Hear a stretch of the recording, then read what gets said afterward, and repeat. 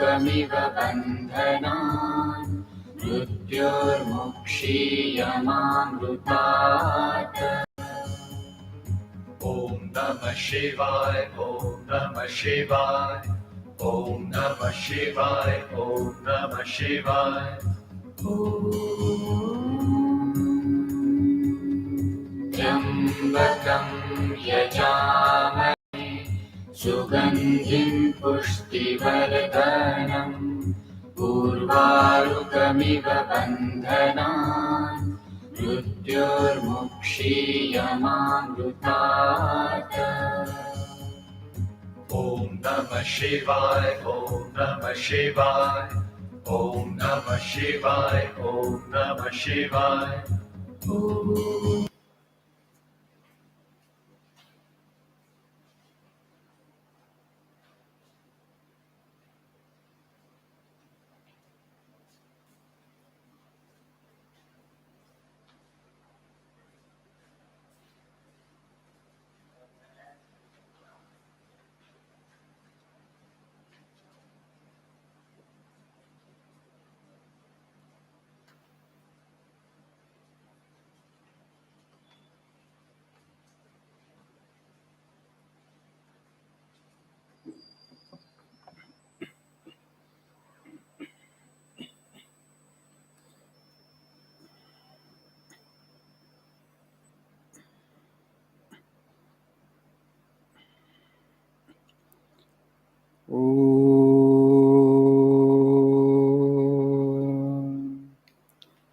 Sahanavatu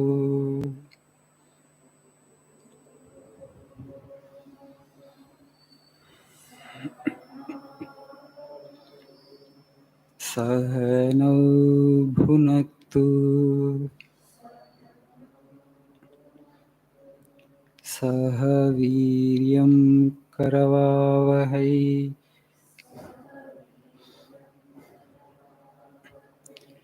Tejasvi navadhitamastu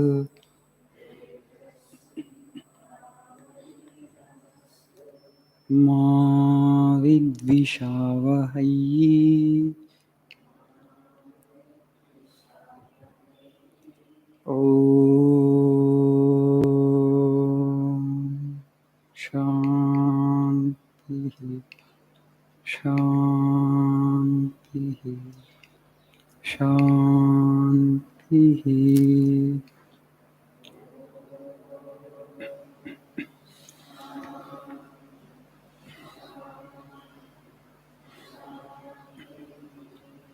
Om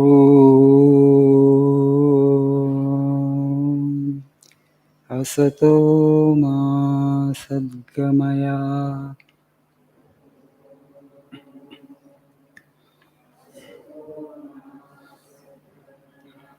Tamaso Ma Jyotirgamaya Mrityorma Amrutangamaya Om Shanti Shanti Shanti.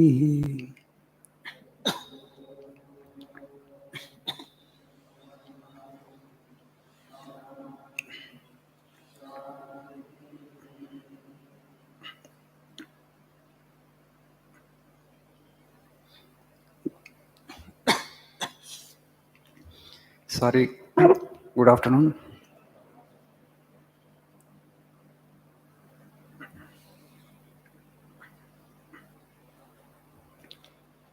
How are you all doing? You had your lunch? చేసి వచ్చారు భోజనం?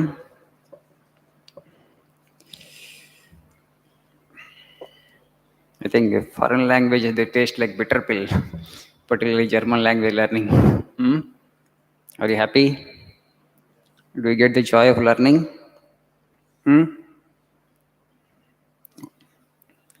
You must get the joy of learning. Then only things become easy and smooth. You should not force your mind too much. When you get the joy of learning, action becomes no action.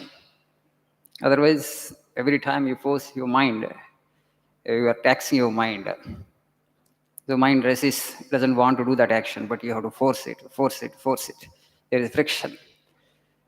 The things will happen effortlessly and without any friction when there is the joy of doing the work. This is what Karma Yoga is all about. Love to do the work that you do. Just bring in little love, action becomes very smooth. Otherwise, mind resists. Yeah, please see page number 73. Today we shall learn something about Karma Yoga of Swami Vivekananda. The first quote in the page: unselfishness is more pain. Only people have not the patience to practice it. It is more paying from the point of view of health also. Love, truth, and unselfishness are not merely moral figures of speech, but they form our highest ideal because in them lies such a manifestation of power. Do we believe that unselfishness is more paying? We think unless we are selfish, there is no survival for us. We think that is a misconception. The more unselfish you become, the greater the power you manifest. But to get the conviction that unselfishness is more paying itself is difficult. What Swami is saying here, but people don't have the patience to practice it. It's more paying even from the health point of view also. You really want to make yourself healthy physically and mentally, you have to practice a little unselfishness. You may say that, Swami, we are all students, we are dependent on our parents. How can we do unselfish acts? How can we help the society? Help doesn't necessarily mean helping the people with physical things, with clothes, food and shelter, or other things, books. You can just say prayer. Loka samastha sukhino bhavantu. There is so much of suffering in the world. Just say before going to bed, may all be happy. May none be subject to misery. One unselfish prayer from your side. It expands your consciousness. So much of strength and energy will come into your being. It's for your sake only. Swami said, God has not fallen in ditch water to seek our help.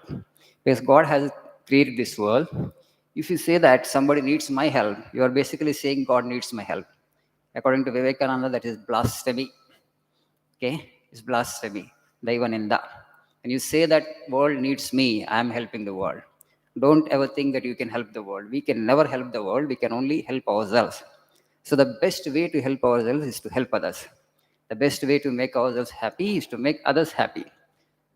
Therefore, try to bring some happiness into people around. Maybe your immediate family members, your friends, your relatives, if not the larger society. We can do this way. Whom you really love, are concerned, you just pray for them. Of course, the whole world you can pray for, that's great, if you can do that. Love, truth, and unselfishness are not merely moral figures of speech, but they form our highest ideal because in them lies such a manifestation of power. We all have studied Darwin's theory of evolution from amoeba and multicellular organisms and organisms with tissues, complexity has evolved. And now we are on the top of the pyramid. What next? What next? Amoeba నుంచి మనిషి వరకు వచ్చాం. మనిషి తర్వాత after a million years, human being will evolve into some other species or what? No. Hereafter, organic evolution has stopped. There is no further organic evolution. Not that this species will evolve into some other species. This species is endowed with the capacity to find the truth. You can be a fully blossomed individual. People like Buddha and Vivekananda, we worship them, we revere them because they're fully blossomed individuals. Individuals who have attained total fulfillment. So we all have the same capacity. So we have to explore that. If you don't do that, what happens? The nature actually nudges us. All the suffering that is there in the world, only this nature is nudging us, saying to every human being that you are endowed with a greater capacity. You have come for a different purpose. We are the only species on the planet Earth which can think about the Creator. We are part of the creation. The only species that has the capacity, cerebral capacity, intellectual capacity to think about the Creator is this human species. If we don't make use of our resources and energies for such purpose, nature actually gives blows. Those blows are the suffering in the world, nothing else. Nature is saying that you have a greater capacity. Seek the truth, seek the truth, seek the truth, I say. It just nudges us gently. But after many births, we understand the language of the nature. Why am I suffering? Why there is suffering in the world? Then you think, yeah, different purpose to life, there's a different objective, there is a higher goal. And then you seek that objective and goal consciously. Thereafter, the misery ceases, and if you become successful in attaining to the truth, you are totally fulfilled. No more suffering for you. You have attained the summum bonum of life. Okay, you have attained the zenith of life, total fulfillment. There's no more suffering thereafter.